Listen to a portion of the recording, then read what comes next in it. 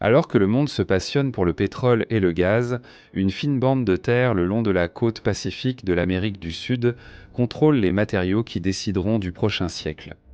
Le Chili détient les clés de chaque smartphone, de chaque voiture électrique et de chaque réseau d'énergie renouvelable sur Terre. Un tiers du cuivre mondial, les plus grandes réserves de lithium de la planète.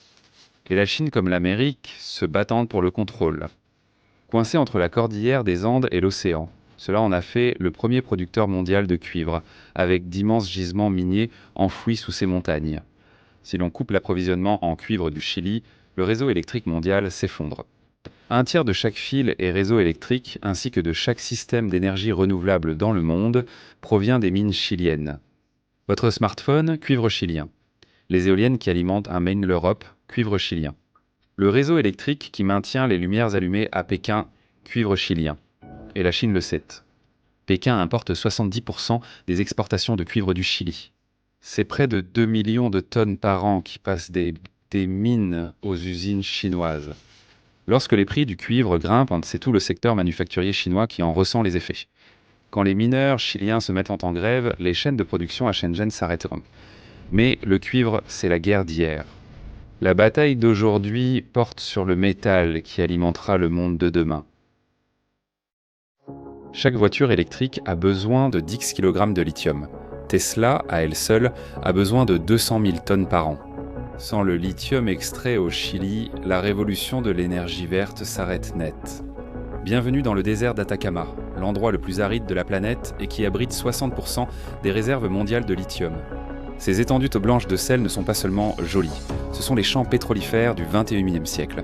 La Chine l'a compris en premier. Pendant que l'Amérique débattait encore du changement climatique, la Chine achetait des mines de lithium. Les entreprises chinoises contrôlent à désormais 40% de la production de lithium du Chili. Tianqi Lithium a payé 4,1 milliards pour une participation dans Sociedad Química y Minera de Chile, le plus grand producteur du Chili. Lorsque le monde est passé à l'électrique, Pékin était déjà là, contrôlant la chaîne d'approvisionnement de la mine à la batterie. Les constructeurs auto-américains sont en course. Ford, General Motors et Tesla, ils sont tous en train de surenchérir face aux entreprises chinoises pour le même lithium. En conséquence, la plupart des voitures électriques en Amérique remplissent les poches de son plus grand adversaire. La révolution verte ne change pas seulement notre façon de conduire, elle finance aussi l'ascension de la Chine. Chaque cargo en provenance d'Asie à destination de la côte ouest de l'Amérique du Sud doit passer par les ports chiliens. Chaque tonne de cuivre à destination de la Chine, chaque cargaison de lithium envoyée aux usines de Tesla. Et la Chine l'a compris en premier. Pékin n'a pas seulement acheté les minéraux du Chili. Ils ont acheté ses ports, le réseau électrique et les grues qui déplacent tout. Ces énormes grues dans les ports chiliens sont fabriquées à Shanghai. Elles peuvent donc scanner tous les conteneurs, suivre chaque expédition et transmettre ces données à Pékin. Lorsque ces grues sont fabriquées à Shanghai très dans votre cargaison d'iPhone, Pékin sait exactement ce qu'il y a à l'intérieur. Lorsque le lithium d'Elon transite par Valparaiso, les services de renseignement chinois suivent chaque gramme. Et Washington ne s'en est rendu compte que récemment. En 2022, les États-Unis ont annulé un projet chinois de câble sous-marin reliant le Chili à Shanghai. Le câble aurait transmis tous les emails, appels et transactions bancaires entre l'Amérique du Sud et l'Asie via des serveurs chinois. La National Security Agency n'a pas apprécié cela. Maintenant, l'Amérique doit mener une bataille défensive dans sa propre arrière-cour. Comment un pays de 20 millions d'habitants peut-il éviter de devenir une colonie minière chinoise ? Il faut se rendre indispensable à tout le monde. Le Chili a conclu 26 accords commerciaux avec l'Europe, l'Asie, l'Amérique du Nord et d'autres pays. Le plus important pourrait être l'Alliance du Pacifique avec le Mexique, la Colombie et le Pérou. Ils contrôlent ensemble la moitié de l'économie latino-américaine. Membre d'un bloc commercial de 2000 milliards de dollars, le Chili ne négociera plus de prêt.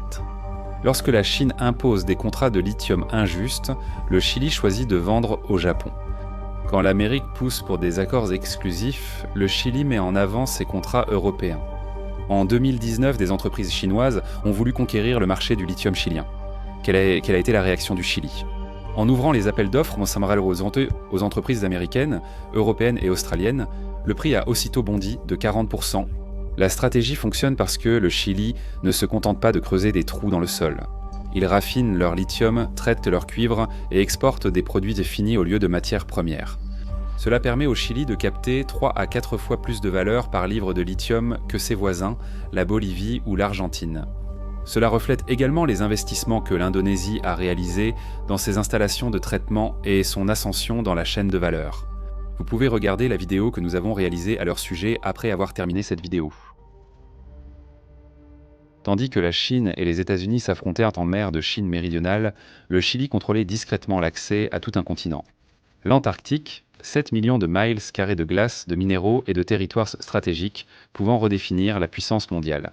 Le Chili exploite des bases toute l'année, finance la recherche polaire et accueille toutes les grandes expéditions vers le continent. C'est important parce que l'Antarctique détient 70% de l'eau douce mondiale et potentiellement d'immenses gisements minéraux. Le traité sur l'Antarctique de 1959 interdit l'exploitation minière, mais la fonte des glaces s'accélère en raison du changement climatique. D'ici 2050, de nouvelles routes maritimes et l'accès aux ressources pourraient en faire du continent un nouveau champ de bataille pour les grandes puissances. Mais chaque pays qui tentera d'atteindre l'Antarctique devra passer par les ports chiliens. Chaque mission de recherche fera le plein là-bas. Toute la chaîne d'approvisionnement antarctique dépendra de la logistique chilienne. Les grandes puissances savent déjà que c'est une opportunité pour l'avenir. La Chine construit sa 5e station de recherche en Antarctique. La Russie étend ses bases tandis que les États-Unis investissent dans la recherche polaire. Tous se préparent au jour où le traité sur l'Antarctique expirera ou sera renégocié. Le Chili sera alors prêt avec ses bases, infrastructures et revendications juridiques de longue date. La visite du président Borch en Antarctique en 2025 n'était pas une question de manchot. Il s'agissait de planter le drapeau pour le prochain siècle de compétition géopolitique. La seule chose qui pourrait potentiellement perturber cet avantage, ce sont des problèmes dans son propre pays. Le Chili a un talon d'Achille qui pourrait tout détruire. En 2019, une hausse de 4 centimes du métro a provoqué la chute du gouvernement et déclenché une colère latente depuis des décennies. En quelques heures, les stations de métro brûlaient, en quelques jours, des millions de personnes envahissaient les rues. L'armée est déployée pour la première fois depuis Pinochet, juste pour 4 centimes. Le Chili est l'un des pays les plus inégalitaires au monde. Les 20% les plus riches gagnent 60% de tous les revenus. Un retraité moyen reçoit 182 $ par mois, à peine de quoi faire les courses. La classe moyenne croule sous les dettes à cause des écoles privées et des soins de santé. Les politiciens ont gelé les tarifs de l'électricité pour stopper les émeutes. Mais la 6 milliards de dollars, soit 2% de toute l'économie, et quelqu'un doit payer cette dette. Tandis que le Chili se querelle, l'Australie et la Bolivie accroissent leur production de lithium. Et des crises comme celle-ci rendent le Chili encore plus désespéré d'attirer des investissements étrangers. Cela signifie qu'ils sont plus susceptibles d'accepter des prêts chinois et de dépendre de la bonne volonté de Pékin. Pour l'instant, Washington observe avec inquiétude, car un Chili instable compromet la fiabilité des chaînes d'approvisionnement. Quand votre fournisseur de lithium manifeste, la révolution de la voiture électrique s'arrête. Si le Chili reste uni, il a les clés de l'avenir. Indispensable. Jouer les superpuissances entre elles et rester indépendant en vous enrichissant. Le Chili n'est pas seulement entre montagnes et mers. Il se trouve entre le passé et le futur, entre l'influence américaine et l'argent chinois, entre une grande richesse et une inégalité frappante. Le pays qui éclaire le monde ne parvient pas à rendre son peuple heureux. Et c'est le seul problème dont le Chili ne peut pas se sortir, peu importe combien il creuse.